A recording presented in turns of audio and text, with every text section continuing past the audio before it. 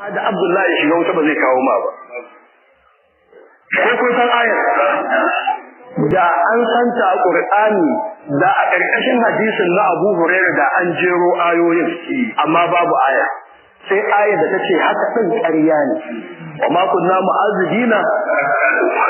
To kaga in dai wannan aya an yadda Al-Qur'ani ne bayan da za a zo da labarin haddasa kuma a shafa aya. Ka shafi aya da kawai sa ke Allah ya ce da an ji daga wani daga wani daga wani. Ka sauke maganar Allah da ta rubuta.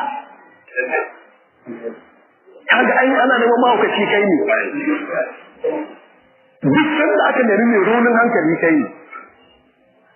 Kai yanzu kana sa ranka kai imani da Allah kana son ka shiga aljanna amma Amina baka ganin ta cancanta haka. Ka ga ke da ake wa annabi kai wannan bayan